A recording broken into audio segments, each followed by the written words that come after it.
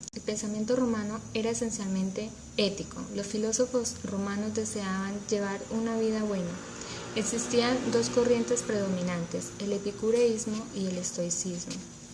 Los epicúreos afirmaban que el placer llevaba a la felicidad, mientras que los estoicos sostenían que solamente mediante el desarrollo personal se podía alcanzar una buena vida. El inicio de la filosofía tiene que ver con la llegada de los primeros esclavos griegos. No existen grandes avances en estudios específicamente económicos durante el esplendor del Imperio Romano. El pensamiento social se caracterizó por el deseo de retornar a condiciones más primitivas, una gran estimación por la agricultura. Creó la teoría del keynesianismo. Esta economía la publicó debido a la crisis que hubo en 1929. La economía keynesiana. La justificación económica para actuar de esta manera, sobre todo del efecto multiplicador, que según el economista Keynes, se produce un incremento en la demanda. El pensamiento económico griego se deriva de las discusiones de algunos filósofos. Tales eran como Jenofonte, Hesíodo, Platón o Aristóteles, y se desarrollaba principalmente con sus ideas políticas. La ciudad-estado era el centro de la política griega. Los ciudadanos se dedicaban principalmente a las actividades políticas y eran mantenidos gracias al trabajo que ejercían los esclavos o los extranjeros. Estos últimos tenían prohibido apropiarse de tierras, por lo que se dedicaron principalmente al comercio o a otros oficios. Mercantilismo al conjunto de ideas, sucesos políticos, económicos que surgieron entre el siglo XVI-XVII y mitad del siglo XVIII. El mercantilismo nace de la transición de la economía europea del feudalismo al capitalismo. Sus principales precursores fueron Antonio Mún, quien propone ser, que sostenía que cuando los países que no tuviesen minas, otra fuente de ingresos o de riqueza era la prestación de servicios y transportes. El mercantilismo se basó en tres ámbitos principales. El proteccionismo, quiere decir que protegían las mercancías locales, incentivando a los grandes monopolios y subsidiando empresas privadas. La fuerte intervención del Estado entre las economías, pues el Estado era quien guardaba escuelas de pensamiento económico y su diversidad en cuanto a enfoques a lo largo de la historia, aplicar el comportamiento de los agentes económicos y la economía.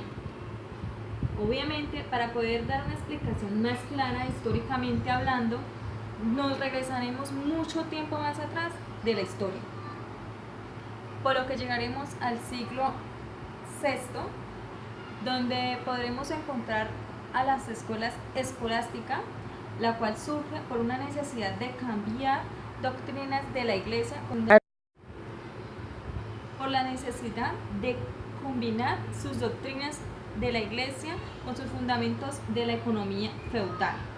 La escolástica se puede considerar como una prehistoria de la ciencia económica, dando una explicación más clara de lo que es la escuela. Son muy distintas a la de hoy en día. Se hace un poco difícil entender cómo era el funcionamiento de la economía de ese entonces, ya que primero que todo no existían los libros de la economía. Así que la clásica es de forma implícita y conservadora. Los defensores de esta doctrina prefieren que operen los mercados competitivos a que haya una intervención pública. En la década de 1930 se defendía que la mejor política era la que reflejaba el pensamiento de Adam Smith, que era bajos impuestos, ahorro en el gasto público y presupuesto equilibrado. A los neoclasistas no les preocupaba la causa de riqueza y explica que la desigual distribución individuales y no por beneficios o por servir las necesidades y su variación es inversa. Cuando el bien es abundante, su utilidad es La Comisión Económica para América Latina Fue establecida a partir de la Resolución 106 del Consejo Económico y Social, el 25 de febrero de 1948. Sin embargo, el 27 de julio de 1984, el Consejo decidió que la Comisión Económica debería pasar a llamarse Comisión Económica para América Latina y el Caribe. La CEPAL está conformada por los siguientes países: República Dominicana, Honduras, Panamá, Colombia, Ecuador, Venezuela, Uruguay, Brasil, Paraguay, Argentina y Chile. 5 comisiones regionales de las Naciones Unidas y su sede principal está en Santiago de Chile. Se fundó para construir el desarrollo económico de América Latina, promocionando los... El nacionalismo es el enfoque de las ciencias sociales, particularmente de la ciencia política y económica, que estudia la sociedad a partir de sus instituciones formales y cuán efectivo es su funcionamiento. El institucionalismo surgió como una crítica a los modelos abstractos de los neoclásicos y propuso incorporar las variables del entorno sociopolítico en el cual los individuos toman sus decisiones. Se dedicó al estudio de la estructura, reglas y comportamiento de las organizaciones como empresas, carteles, estudios, sindicatos, asociaciones y cámaras empresariales.